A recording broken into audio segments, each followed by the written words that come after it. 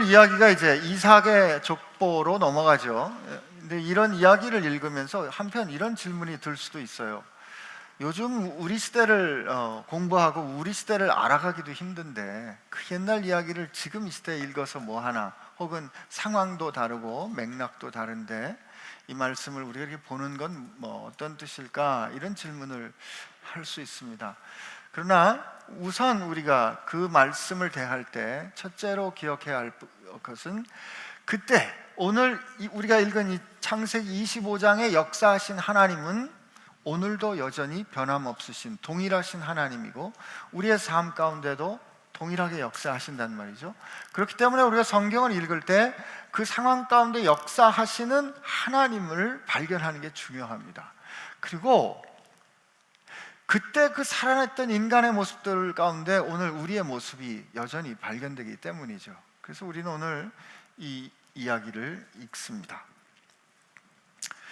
이제 아브라함이 죽고 그 아들 이삭의 이야기로 넘어가는데, 참 부전자전이라 그럴까요? 이삭도 어려움을 겪습니다. 아기를 낳지 못하는 어려움을 겪는데 19절에서 20절에 보니까 아브라함의 아들 이삭의 족보는 이러하니라. 아브라함이 이삭을 낳았고 이삭은 40세에 리브가를 부인으로 맞았습니다. 근데 리브가에 대한 소개가 길어요. 리브가는 바단 아람의 아람 족속 중 부두엘의 딸이요 아람 족속 중 라반의 누이였더라. 여러분, 여러분이라면 말이죠, 이삭이 결혼할 때 40이었어요. 여러분이라면 아브라함 혹은 결혼할 땐 이미 어머니 사라가 돌아가신 지 3년 됐을 때인데 이삭이 얼마나 자주 반복해서 들었을까요? 네가 얼마나 귀한 아들인지, 네가 얼마나 어렵게 태어난 아들인지, 그러나 하나님께서 너를 통하여 큰 민족을 이룰 거라고 주신 약속이 얼마나 큰지 얼마나 반복해서 들었을까요? 그러니까 아마 제가 이삭이었다면 리브가에게 이런 얘기를 했을 것 같아요. 여보, 당신에게 굉장히 중요한 사명이 있는데 자식을 낳는 것이요, 그렇게 얘기하지 않았겠어요? 그 분위기가 있겠죠. 그런데 오늘 성경 말씀 읽어보니까 리브가가 임신을 하지 못합니다. 아기를 갖지 못해요. 21절에 뭐라고요? 이삭이 그의 아내가 임신하지 못함으로, 이렇게 돼 있어요. 40에 결혼했는데 아내가 임신하지 못하고, 그리고 에서와 야곱을 낳는 그 나이는 보니까 60이에요. 그러니까 20년이라면 20년. 여러분, 여기 21절이 굉장히 이렇게 축약되어 있는데, 이삭이 그의 아내가 임신하지 못함으로 그를 위하여 여호와께 간구하며 여호와께서 그의 간구를 들으셨으므로 그의 아내 리브가가 임신하였더니, 요 임신하지 못함으로부터 해서 임신하였더니가 요 사이가 한 문장으로 되어 있지만 이게 20년인 거예요. 보세요. 여러분, 이삭이 그의 아내가 임신하지 못함으로 그를 위하여 여호와께 간구하매 그의 아내 리브가가 임신합니다. 그래서 아기를 낳아요. 그러니까 40에 결혼을 해서 정상적으로 가정을 이루어 살았는데 임신을 하지 못해서 이삭이 아내를 위하여 기도합니다. 이때 기도, 이 간구한다는 말은 중보한다는 뜻이에요. 그랬더니 아내가 임신을 해서 아기를 낳게 됐는데 그때 60이었어요. 그죠? 그러니까 임신을 못하는 문제가 있고 이삭이 아내를 위하여 중보하고 그 결과로 리브가는 임신하게 되는 요 중간을 뭐라고 얘기해요? 여호와께서 들으셨으므로, 이렇게 돼 있어요. 그죠? 21절에 뭐라고요? 21절 한번 읽어봅시다. 시작. 이삭이 그의 아내가 임신하지 못함으로 그를 위하여 여호와께 간구하매 여호와께서 그의 간구를 들으셨으므로 그의 아내 리브가가 임신하였더니. 그죠? 40세에 시작해서 60세 아기를 낳았다면 59세쯤에 임신을 했겠죠. 그러니까 간구, 기도가 저는 별 생각 없이 우리가 성경 말씀을 보면 이삭쯤 되니까, 아브라함과 이삭과 야곱의 하나님이니까 기도하면 하나님이 탁 들으셔서 아기를 가졌을 것 같은데 그 간격이 20년이라는 말이에요. 그러니까 기도와 응답 사이에 꽤 오랜 세월이 있어요. 근데 이 꽤 오랜 세월 가운데 어떤 현실을 증언을 해주냐면 여호와께서 그의 간구를 들으셨다. 근데 여러분, 우리가 여호와께서 그의 간구를 들으셨다를 언제쯤으로 여기는 것 같아요? 언제쯤일 것 같아요? 여호와께서 그의 간구를 들으셨으므로 임신을 하게 됐다, 이렇게 생각을 하면 기도를 시작했는데 기도를 쌓아가고 기도의 공을 쌓아가고 정성을 쌓아가는 마침내 여호와께서 들으셔서 응답을 해주셨다, 이렇게 생각할 수 있어요. 아니면 그가 하나님 앞에 기도했는데 여호와께서 들으셨으므로 임신하게 될 수도 있어요. 아니, 저자가 왜 또 똑같은 얘기를 저렇게 복잡하게 하나, 이런 질문이 들 수 있는데, 여러분, 이건 좀 다릅니다. 만약에 우리가 처음의 경우로 생각을 하면, 내가 지금 하나님 앞에 기도를 했는데 기도했던, 혹은 여기 지금 이 상황으로 들었을 때 아기가 없어서 기도를 했는데 아기를 갖게 되는 이 상황까지 갈 때, 이때 아기를 갖게 되는 것이 하나님께서 그때 기도를 들으셨다라고 생각을 하면, 우리가 그 전까지 하는 모든 일들은 하나님이 기도를 듣지 않거나 아니면 우리의 기도가 부족한 거로 생각이 돼요. 그러므로 우리의 기도가 부족하면 어떻게 해요? 기도를 더 쌓죠. 그래서 어떻게 해요? 100일 작정 기도를 하고 금식 기도를 하고 교회에 헌금도 하고 신령한 곳에 찾아가기도 하고 능력이 있다는 곳에 가서 기도를 받기도 하고, 그래서 정성과 치성을 쌓아서 어느 순간이 되면 하나님이 들어주실 거라고 생각할 수 있다고요.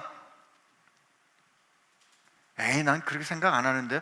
여러분, 우리 태도 가운데 그런 게 있어요. 40일 작정 기도, 1000번제.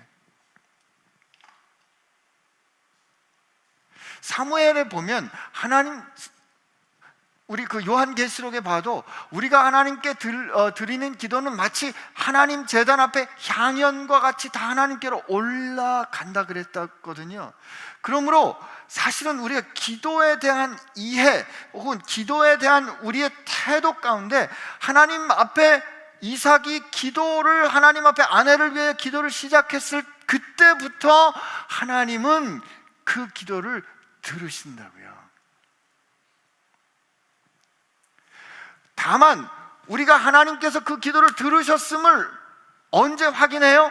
아기를 갖게 되는 그 현실로 확인하는 것뿐이지, 하나님은 우리의 기도를 처음부터 들으신다 이 말이에요. 아니, 굉장히 기쁜 소식이라고 생각했는데 반응이 별로 없으시네요. 여러분, 우리 살면서 답답한 게 그런 거 아니에요? 하나님 앞에 기도해도 응답이 없고, 하나님이 그런 질문 많이 받아요. 하나님 내 기도는 안 들으시는 것 같아요. 이스라엘 백성이 하나님께 기도한 것도 아니었는데, 이스라엘 백성이 여호와라는 이름도 몰랐기 때문에 노예되었을 때 이스라엘 백성들은 하나님 앞에 기도하지 않았을 거예요. 왜냐하면 여호와라는 이름도 잊어버렸잖아요. 이름을 알아야 찾지. 그런데 하나님이 뭐라고 말씀하시냐면, 나는 내 백성의 신음소리를 들었다고 말씀하시거든요. 성령께서 우리 가운데 살아계셔서 말할 수 없는 탄식으로 우리를 위해 기도해 주신다는 표현은, 때로 우리가 기도하지 못하는, 말로 어떻게 정리가 안 되는 우리 마음 가운데 소원도 하나님은 들으신다 이거죠.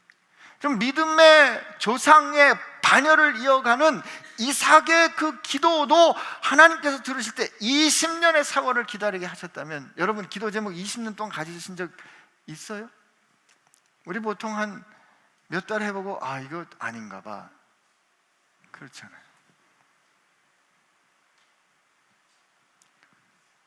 저는 확실히 믿기를, 이삭의 기도는 그의 아내가 임신하지 못하는 41세에도, 여전히 소식이 없는 42세에도 아무리 희망이 없을 것 같은 57세에도 하나님은 들으셨다고 믿습니다. 그건 우리도 마찬가지예요. 그러면 왜 이삭이 그 20년, 아버지는 25년을 기다렸고 이삭은 20년을 기다렸는데 그 기다린 20년 동안 하나님 앞에 그렇게 간절히 기도해도 반응이 없는 그 현실을 이삭은 어떻게 견딜 수 있었을까? 그것은 그의 삶 가운데 저 아내를 내게 주셨을 때 역사하셨던 하나님, 내가 아버지를 쫓아 저 모리아 산에 제물로 바쳐지러 올라갈 때 그때 그 상황에 너무도 정확하게 준비하셨던 여호와 일의 하나님, 그 하나님을 그가 경험해 알고 있기 때문에, 그 하나님은 나를 향하여 신실하시기 때문에 내가 지금 간절히 기도하는 그 하나님이 대답이 없으신 것 같아도 그 하나님은 여전히 내 삶 가운데 은혜로 내 역사하심을 믿을 수 있고, 그래서 그가 기도의 자리로 더 나아갈 수 있었던 거죠.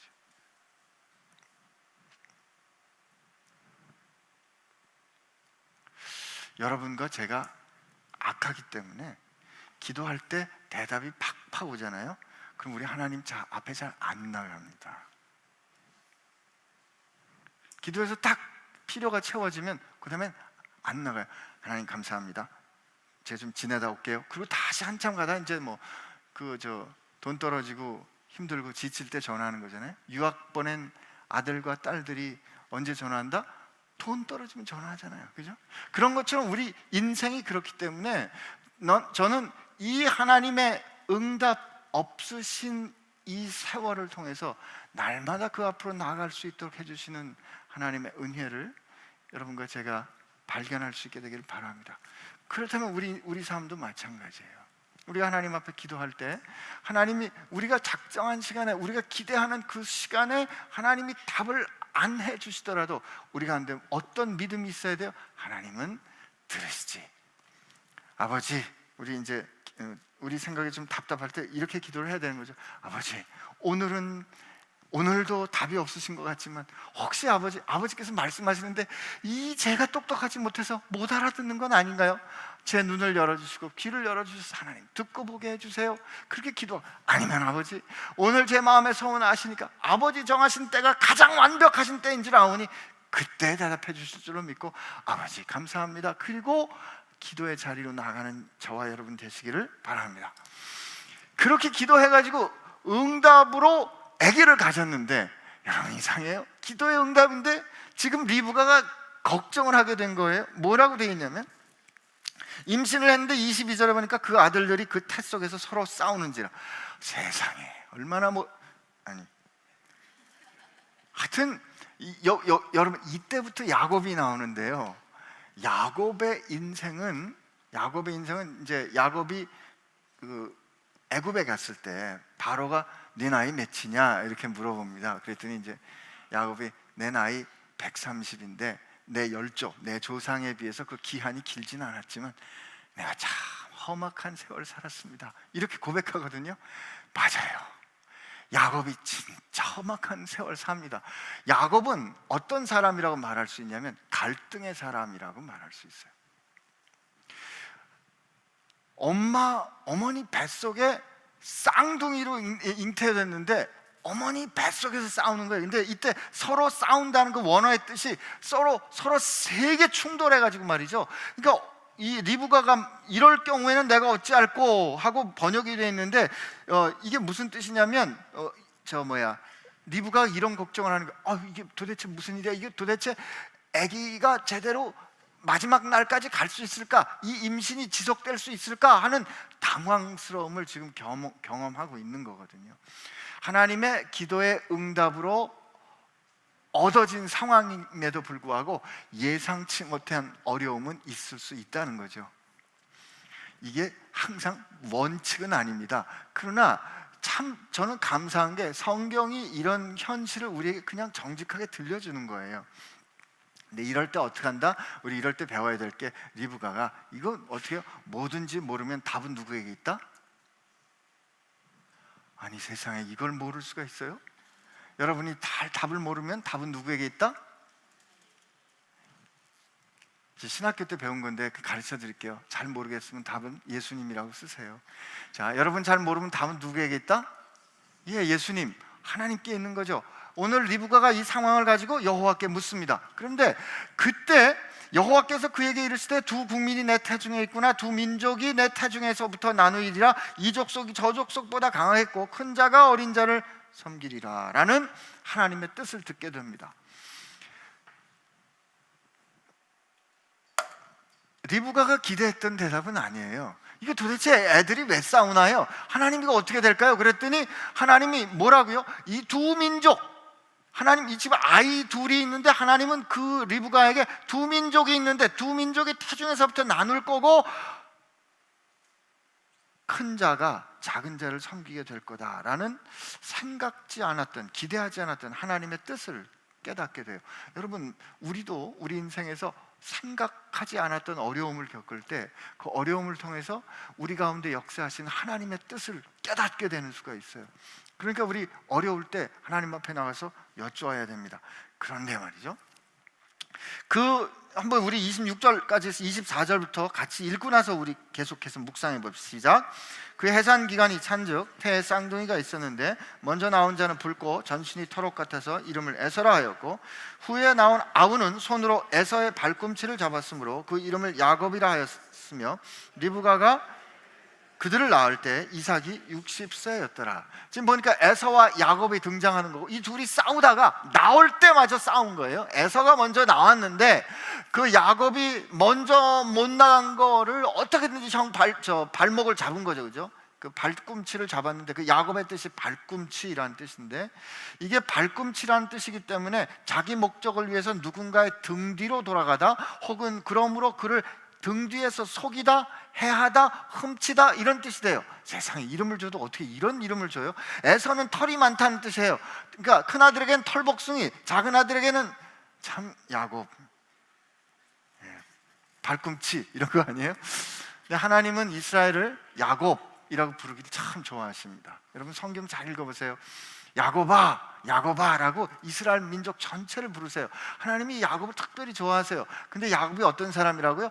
갈등의 사람이라 그랬어요. 여러분, 이 풍진 세상을 살았던 사람을 하나님 좋아하신다 이거예요. 나는 야곱의 하나님이야 라고 당신을 부르시는 거 좋아하세요. 근데 오늘 이 앞에 리브가에게 주신 말씀하고 더불어서 우리가 묵상을 해보면 어떤 뜻이 돼요? 그러면 에서가 먼저 나온 자고 에서가 이 큰 자인데 에서가 야곱을 섬기게 되는 하나님의 결정이 있는 거 아니에요, 그죠? 이 대목에서 정직하게 질문해 볼 때, 하나님 이거 에서는 그럼 무슨 잘못이 있습니까? 혹은 야곱은 뭘 잘해서 하나님 그 야곱을 선택하신 겁니까? 이런 질문할 수 있습니다, 그죠? 그럴 때 우리가 그냥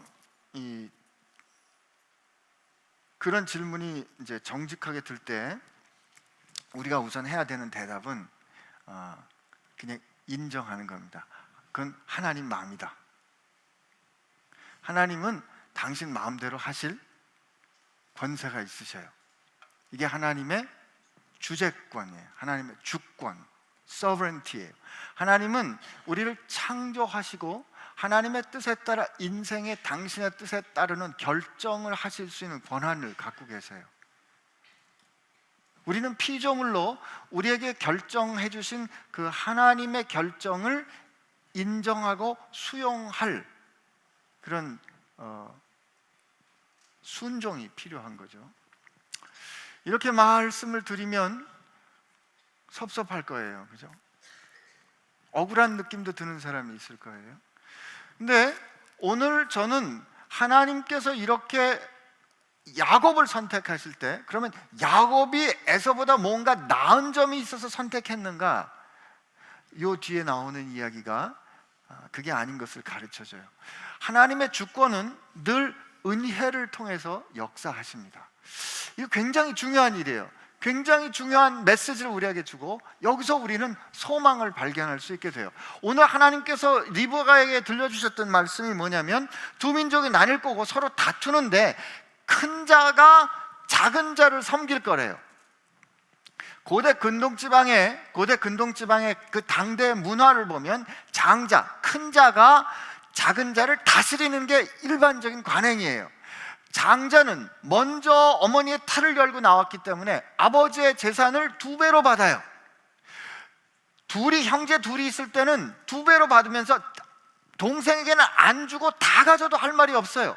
형제가 만약에 5이 있다 그러면 그 5등분한 거에서 2개를 장자가 갖고 나머지를 가지고 4명이 나눠 갖기도 해요.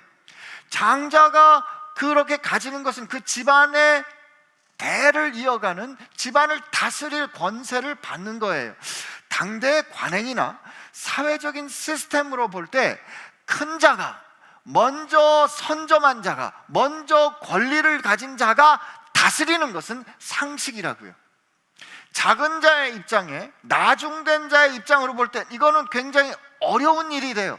내가 아무리 노력해도 극복할 수 없는 일이 된다고요. 안 그래요? 그런데 이런 경향이 그때만 있나요? 요즘에도 있잖아요. 요즘에도 보면 좋은 대학에 가는 거, 강남 3구에서 서울대학교를 제일 많이 간대요. 강남 3구가 제일 오래 살아요. 강남 3구가 제일 부자예요. 태어나서 살아가는 환경에 따라서 지금 많이 이미 결정된 부분들이 있다고요.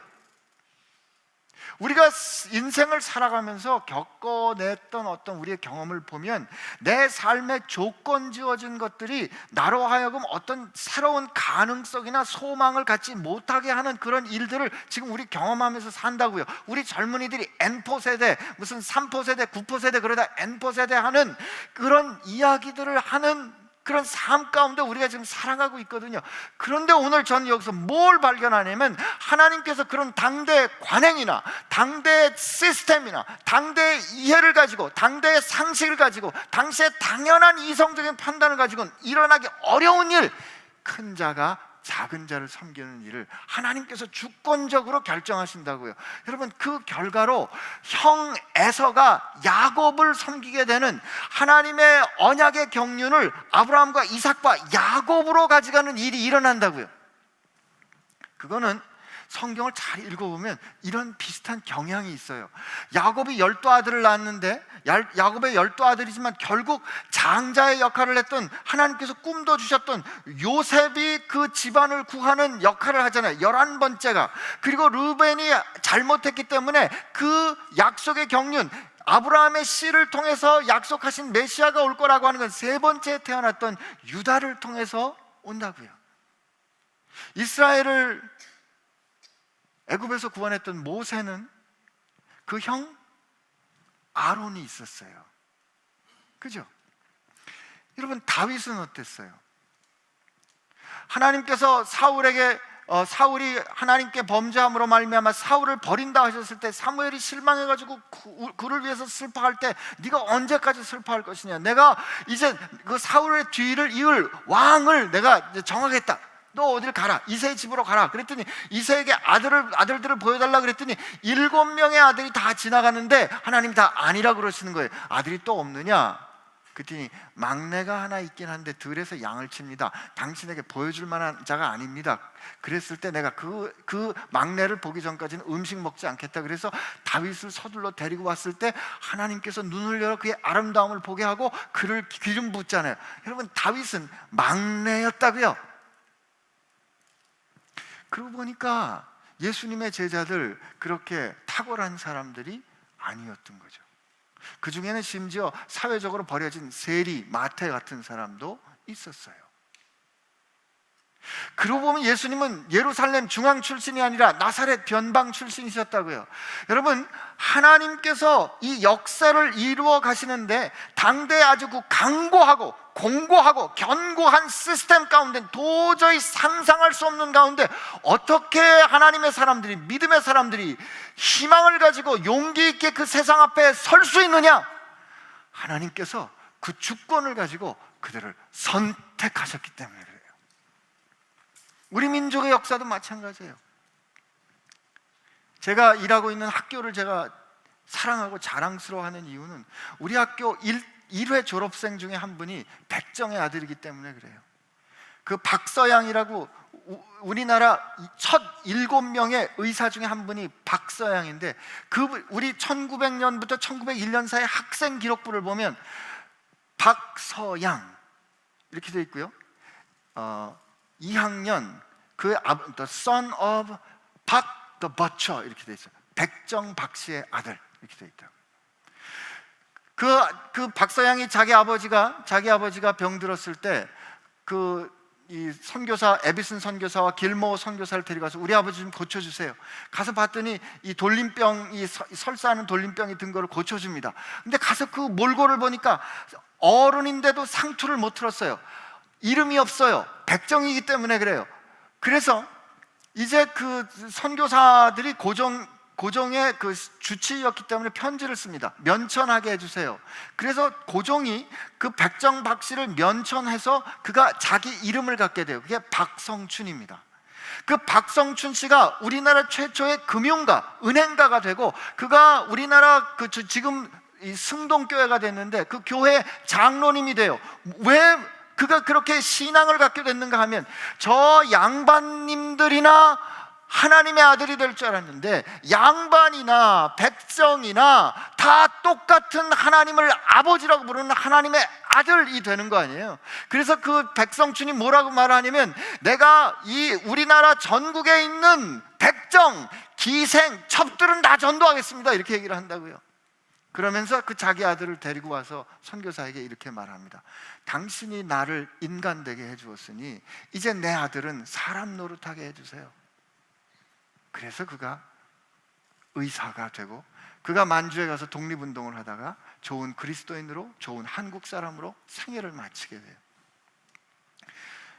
여러분, 당대의 생각, 우리가 살고 있는 이 현실, 세계관으로 볼 때 안 되는 거지. 난 도저히 안 돼. 그런데 하나님께서 말씀하시는 거예요. 내가 너를 선택했다. 내가 너를 선택했다. 근데 오늘 이 자리에 이 말씀을 들은 여러분들 가운데는 혹시 이렇게 생각하는 분들도 계실지 모르겠어요. 그런데 나는 그런 음성 안 들었거든요. 나는 주님께서 나한테 내가 너를 선택했다고 그런 음성 못 들었는데요. 그러면 그런 생각 드는 여러분들 향해서 이 목사 목 놓아 외치고 싶어요. 그런 생각 드는 사람들은 바보예요. 아멘 해주셔서 고맙습니다. 요한복음 15장에 예수님께서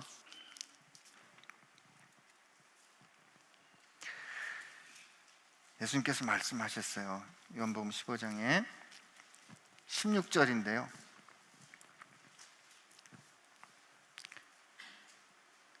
너희가, 우리 한번 같이 읽어봅시다. 시작. 너희가 나를 택한 것이 아니야 내가 너를 택하여 세웠나니 이는 너희로 가서 열매를 맺게 하고 너희 열매가 항상 있게 하여 내 이름으로 아버지께 무엇을 구하든지 다 받게 하려 함이라.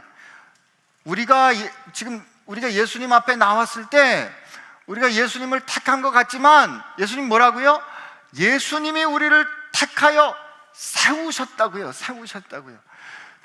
그것을 예수님은 요한복음 3장에 물과 성령으로 거듭나지 않으면 하나님 나라 들어갈 수 없다 그랬어요. 그것을 사도 바울은 뭐라고 얘기하는 고린도전서에 누구든지 그리스도의 영이 아니면 그리스도를 주라 시인할 수 없다 그랬어요. 여러분과 나를 하나님이 귀히 여기셔서 선택하셨다고요. 우리의 모든 제한, 우리가 서자로 태어나서, 우리가 차자로 태어나서 저 시스템을 넘어갈 수 없다고 생각하는, 압도당하는 그 순간에, 아니야, 나는 너를 귀하게 여겼어. 내가 너를 택하여 세웠다 라고 말씀하신 그 누구도 대항할 수 없는, 누구도 저항할 수 없는, 누구도 의문을 제기할 수 없는 그 하나님의 주권이 여러분과 나를 선택하셨단 말이죠. 그러면 우리는 일어설 용기를 가집니다.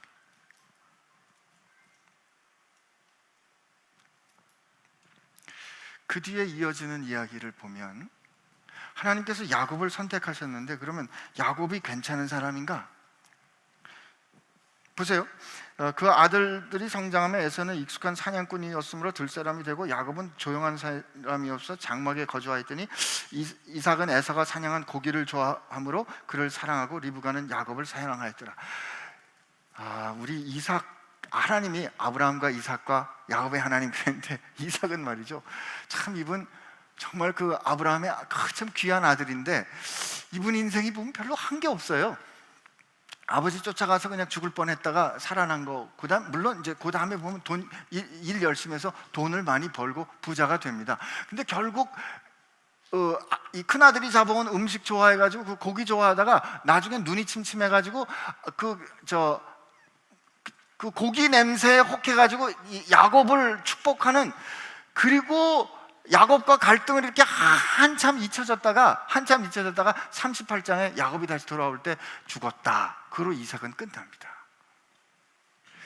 여러분, 그러나 저는 이 심심한 이삭의 인생을 보면서 여러분, 우리 모두 다 우리 알게 모르게 인생의 성공이란 주인공이 되는 거야. 인생의 성공이란 이름이 알려지는 거야. 그래도 세상 사람들이 너를 좀 알아봐 줘야지. 이런 거 아닙니다. 꼭 그거 성공 아니에요. 저는 이삭에서 특별히 발견하는 건 그의 온유함, 그의 평범함이에요. 그런 하나님은 그의 온유함과 그런 평범함과 그런 특별하지 않음을 통해서 당신의 역사를 이루어 가신다면 여러분과 저의 평범함, 여러분과 저의 특별하지 않음, 여러분과 저의 그닥 튀지 않음을 통해서도 역사하실 줄로 믿습니다. 근데 하여튼 이 이삭과 리브가가 그렇게 서로 사랑했는데 이 편애를 하잖아요.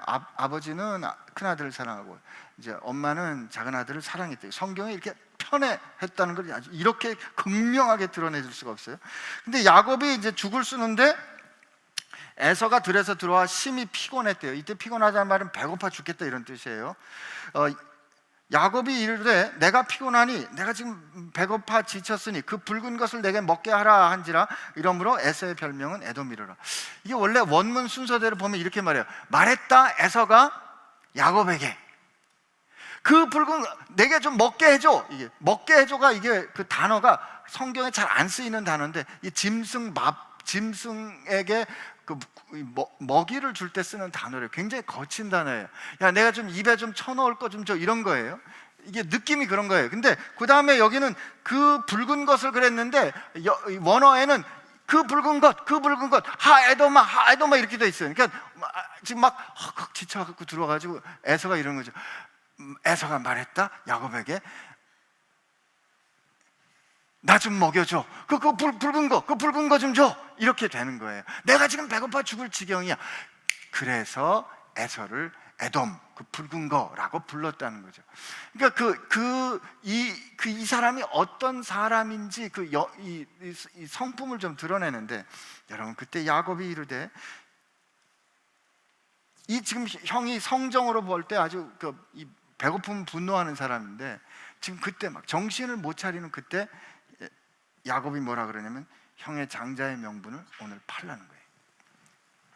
나보다 당신이 몇 분 먼저 태어나가지고 나가 형 그러고 집안을 이어가는데 그 바꿉시다 이러는 거죠. 죽 줄 테니까 나보고 팔라 그러는 거예요. 여러분 이거 보면 야곱은 할아버지 안 닮았어요. 아브라함은 손님이 왔을 때 환대했잖아요. 롯도 그랬다고요. 안 닮았어. 이기적이죠. 계산적이죠. 질문하게 돼요. 하나님 왜 이런 사람을 선택하시나?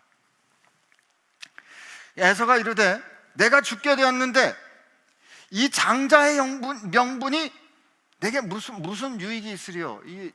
영어로 보면 What is this to me? A birthright? 이렇게 돼 있어요. 이게 지금 내가 당장 배고픈 것도 해결해 주지 못하는 도대체 장자의 명분이라는 게 뭐야? 가져가. 내 받게. 그랬더니 얼마나 집요하냐면 야곱이 맹세해, 형. 맹세하고 넘겨주고 죽 한 그릇을 먹습니다. 여러분 생각해 보세요. 이게 굉장히 비극적인 일이에요. 야곱은 그 언약의 경륜을 이어갈, 하나님의 약속을 이어갈 장자가 되는 중요성을 알고 있었다고요. 그러나 그의 방법은 옳지 않았어요. 만약에 하나님이 네가 이렇게라도 해서 그 장자의 명분을 중히 여기는 삶의 태도를 가졌구나, 그래서 내가 너를 선택했다라고 말하면 이거는 공로가 되는 거예요. 저는 오히려 야곱의 이 태도 말이에요. 그가 이게 하나님께서 주신 것이 옳은 거는 알지만 그 옳은 거를 자기 힘으로 쟁취하려는 이 태도, 내가 어떻게 하든지 지금 형의 위기 상황과 형이 배고파하는 이 상황을 이용해서 내가 원하는 것을 가지려는 이 태도, 이 방법은 하나님이 가르쳐 주시는데 틀렸다. 은혜는 그렇게 얻는 게 아니야 라고 오늘 우리에게 가르쳐 주시는 거죠. 야곱은 이렇게 시작합니다. 이렇게 출발합니다. 그러나 그가 나중에 갔을 때 하나님의 은혜 가운데 그가 두들겨지고 깨어지고 자기 환도뼈가 꺾여가는 그런 모든 삶의 과정을 통해서 인생은 내가 그렇게 손에 쥐려고 움켜쥐려고 해서 사는 것이 아니라 내 이 자격 없음에도 불구하고 내게 부어주시는 하나님의 은혜로 사는 거구나 라고 그가 깨닫는 거기까지 하나님이 이끌어 가시는 거예요. 오히려 저는 오늘 이 야곱의 부족한 모습에서 그럼에도 불구하고 그를 선택하신 하나님, 그럼에도 불구하고 그를 통해서 나는 야곱의 하나님이라고 부르시길 기뻐하시는 하나님을 발견하게 되는 거죠. 여러분과 저도 마찬가지 아니에요? 근데 여러분 생각해 보세요. 그거를 팥죽 한 그릇에 장자의 명분을 사겠다는 것은 하나님의 경륜을 사겠다는 거예요. 그거를 사겠다는 녀석이나 그거를 파는 놈이나 그놈이 그 녀석이에요. 둘 다 하나님 앞에 그 중요한 경륜을 그렇게 가벼이 다루는, 말이 안 되는, 도저히 할 수 없는 거를 그들이 그렇게 행하는 거거든요. 여러분, 이 거래는 사실은 이루어질 수 있는 거래가 아닙니다. 그런데 우리가 그렇게 살잖아요. 그렇게 우리가 살잖아요. 우리 가운데 하나님께서 주신 복을 우리 방법으로 억지로 취하려는 태도, 우리 가운데 있지 않은가 질문해야 될 것 같고요. 더 슬프고 안타까운 것은 이 에서의 태도입니다. 에서의 태도를 향해서 마지막에 에서가 장자의 명분을 가볍게 여겼다라고 해석하는데, 그걸 그렇게 해석당하는 이유, 해석당할 수밖에 없는 이유가 그의 결정과 행동에서 드러나는 거예요. 그는 와서 먹을 걸 좀 달라 그랬을 때, 동생이 형 그 장자의 명분을 팔아 그랬을 때, 야, 이 장자의 명분이 도대체 뭐야? 라고 말하는 건 그가 평소에 그를 향한 자기 이 아브라함의 자손으로서 자신을 향한 하나님의 뜻과 경륜을 그가 어떻게 여겼는지를 보여주는 거고요. 그래서 그렇게 해서 그 그랬더니 맹세하고 아무렇지도 않은 듯, 여기 보세요. 참 이게 얼마나 동물적인지 모르겠어요. 먹으며 마시고 일어나 갔다. 직물적이고 짐승 같은 거죠. 먹고 마시고 일어나 간 거예요. 이런 그의 삶의 모습을 보고 성경은 그래서 에서가 장자의 명분을 가볍게 여겼다. 히브리서 12장에 보면 이렇게 돼 있어요. 히브리서 12장에 제가 읽어드릴게요. 너희는 하나님의 은혜에 이르지 못하는 자가 없도록 하고 또 쓴뿌리가 나서 괴롭게 하여 많은 사람이 이로 말미암아 더럽게 되지 않게 하여 음행하는 자와 혹 한 그릇 음식을 위하여 장자의 명분을 판 에서와 같이 망령된 자가 없도록 살피라. 우리 인생에 이런 건 혹시 없나 싶어요. 여러분, 우리가 그리스도인이라는 이름을 가지고 사는데 때로 눈앞에 보이는 작은 이익 때문에 덜컥 내가 그리스도인 된 걸 파는 거죠. 주님께서 우리가 그리스도인 되게 하기 위하여 당신의 생명으로 피로 값주어 샀는데 당장 내 눈앞에 있는 어떤 이익 때문에 그냥 파는 거예요. 예를 들면 목사가 하나님의 말씀 잘 증언했는데 사례비를 안 주니까 발칵 화를 내고 가는 그 순간 우리는 한 그릇 산 겁니다.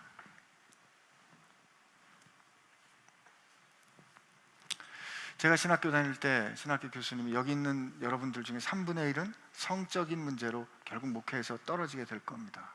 그 몇 분의 쾌락 때문에 자기 인생 전체와 자기 가족과 그 모든 것을 망가뜨리고 잃어버리는 그런 실수를 우리가 하면서 살거든요. 근데 그게 왜 그렇게 되는가 하면은요, 참 저는 여기에 아이러니가 있는데, 우리가 진짜 뭐를 중요하게 여기는가, 뭐가 내게 중요하고 뭐가 내게 유익한 거는 여러분 놀랍게도 아주 작은 일을 통해서 드러난다는 거예요. 내가 예수 믿는 사람 된 거, 내가 예수 믿는 사람의 자긍심을 가지고 사는 거는 밥 한 끼에 결정될 수 있다는 거예요. 여러분 한번 우리 삶을 한번 좀 돌이켜 보기를 바랍니다. 혹시 식당에서 밥을 먹다가 뭔가 좀 불편한 일이 있을 때 내 불편한 그거를 왈칵 드러내기 전에 혹시 나는 이 일로 인해서 내가 그리스도인 된 영광을 맞바꾸는 것은 아닌가? 그럼 우리 생각할 필요 있습니다. 오늘 말씀 한번 우리 정리할 때, 첫째, 하나님은 우리의 기도를 처음부터 들으신다. 그러나 기간은 하나님이 결정하신다. 하나님이 응답 잘 안 한다고 생각하실 때 우리 아브라함의 25년, 이삭의 20년을 기억하자. 20년 동안 하나님하고 기도를 주고받았으니 얼마나 친해졌겠어요? 그럼 기억합시다. 첫째. 두 번째, 하나님은 우리 가운데 주권적으로 역사하시는데 하나님의 주권은 이 세상의 어떤 권세도 그 주권 앞에 저항할 수 없다.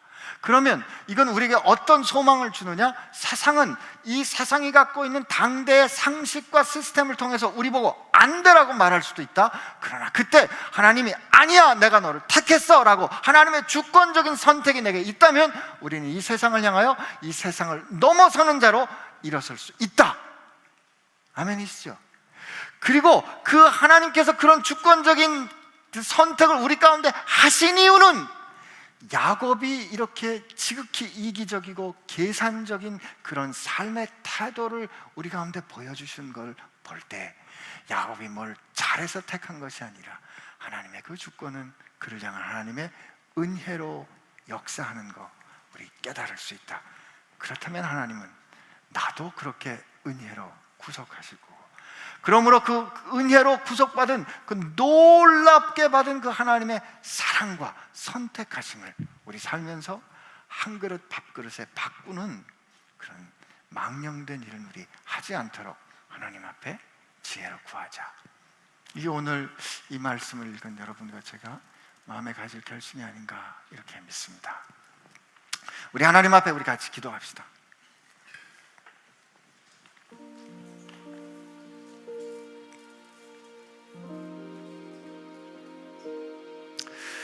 여러분 한번 생각해 봅시다. 혹시 우리 가운데 하나님 내가 잘하는데요 저는 안 됩니다, 도저히 저는 희망이 없습니다, 이렇게 혹시 생각하는 사람이 있다면 여러분이 백정의 아들은 아니지 않습니까? 도저히 가능성이 없는 야곱으로 태어난 사람은 아니지 않습니까? 그러나 오늘 여러분을 향한 그 놀라운 하나님의 뜻, 경륜을 가진 하나님의 선택이, 하나님의 주권이 여러분을 붙잡고 있는 것을 깨닫는다면 하나님 앞에 돌이켜 내 하나님 원하시는 대로 나를 사용하여 주옵소서 이렇게 기도하게 되기를 바랍니다. 그리고 우리 자신을 살펴볼 때 하나님 저로 제 입술에 파수꾼을 세워주시고 제 마음을 정결케 하여 주시어서 하나님께서 주신 이 보배를, 하나님께서 주시는 이 영광을 저 팥죽 한 그릇에, 음식 한 그릇에 몇 분의 편하게 맞바꾸는 이런 패망하는 자가 되지 않도록 하나님 저를 지켜주옵소서. 이렇게 하나님 앞에 같이 기도하게 되기를 바랍니다. 우리 같이 기도합시다. 하나님 아버지 감사합니다. 오늘 우리가 하나님 앞에 나와 같이 말씀을 나누고 주의 은혜를 다시 한번 기억하고 그 신실하신 하나님이 우리와 함께 하심을 믿고 그 하나님을 찬양하고 하나님 우리 이 자리에 주님 앞에 기도하는 모든 사랑하는 지체들, 사랑하는 성도들, 형제들, 자매들, 하나님 이 시간 하나님을 사모하고 하나님께서 주신 우리에게 주신 약속을 믿고 사모하고 그 약속을 믿어 존귀히 여기는 하나님 그런 사람들 되게 하여 주옵시고 그 약속의 힘을 얻어 세상을 이기는 자 되게 하여 주옵시고 하나님 우리가 세상 가운데 그 어떤 것보다 하나님께서 주신 약속을 귀히 여기는, 그래서 하나님 때로 우리가 음식을 포기해야 된다면, 때로 우리의 눈앞에 있는 이익을 포기해야 된다면 하나님을 선택하는 기쁨과 하나님 곁에 사는 영광을 즐거워할 수 있는 지혜를, 하나님 결심을, 결단을, 용기를, 믿음을 우리 가운데 허락하여 주옵소서. 하나님 감사합니다. 하나님, 우리가 모두가 다 야곱 같은 사람들입니다. 하나님, 우리가 다 남들이 잘 되면 세민하고 누군가하고 늘 경쟁하고 싶고 늘 우리 머리 계산하느라고 바쁜데 우리가 모두가 다 야곱 같은 사람들입니다. 그런데 하나님, 그 야곱을 은혜로 선택하셨다면 오늘 하나님께서 우리를 은혜로 선택하신 줄로 믿습니다. 그리고 하나님, 그 야곱을 향하여 나는 야곱의 하나님이라고 부르기를 기뻐하신다면 하나님, 오늘 하나님께서는 신기의 하나님이고 나는 너희들의 하나님이다라고 부르시는 걸 또한 기뻐하시는 줄로 믿습니다. 하여 하나님, 오늘 우리가 야곱과 같이 하나님이 주신 것을 사모하되 은혜를 누릴 줄 아는 지혜 허락하여 주옵소서. 감사합니다. 주님, 우리 함께 해주신 주님을 찬양하며 예수님의 이름으로 기도합니다.